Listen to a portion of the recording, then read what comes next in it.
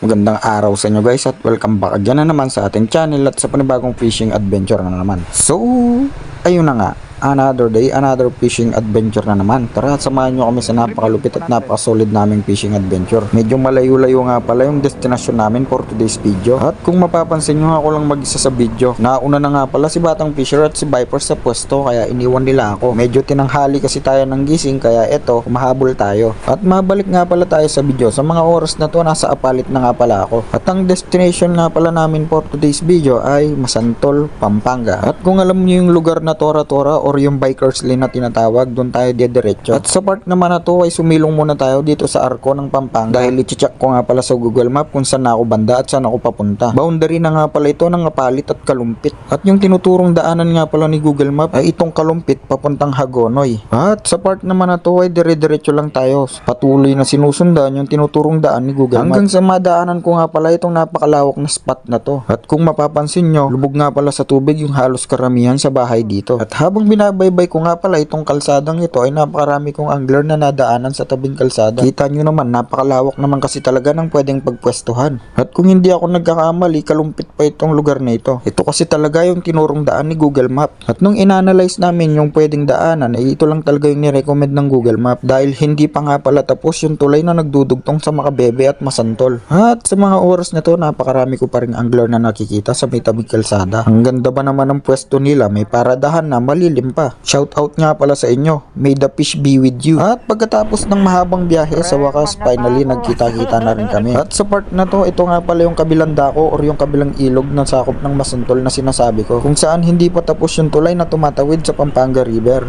At pagkatapos ng mahaba-habang biyahe, finally, ito na. Agad naman nagpakitang gila si Vipers. Baka Vipers yan. At ang first catch namin for today ay malaking ulang. Good size nga pala yung ulang na nahuli niya. Kita nyo naman, may mga puga-puga pa siya sa tiyan. At ang pinagpwestuhan nga pala namin ay malapit lang sa tulay na hindi pa tapos. Sa part na to ay pinutulan nga pala ni Vipers ng sipit itong ulang. Masakit daw makaipit itong ulang na ito. Baka takot maipit yan. At sa part na to ay medyo niyayabangan niya pa si Batang Fisher.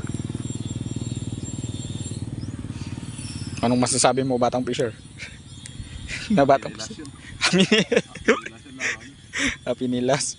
At sa mga oras na to, imbis na nagapingwit, nagasungkit ng kamatsilis dahil laging sabit yung pamingwit ni Batang Fisher. At tamang narinig nyo, laging sabit. Ultimo ako, walang ligtas. Medyo marami-rami nga rin pala yung na-donate naming sinkers at hooks sa spot na to. At pagkatapos lang ng ilang oras na paghihintay, sa wakas, finally, nakahuli ulit kami. May kumagat sa pamingwit ni Batang Fisher. At ang second fish namin for today ay tilapyang bato. At pagkatapos lang ng ilang sandali ay nakafish on din si Vipers.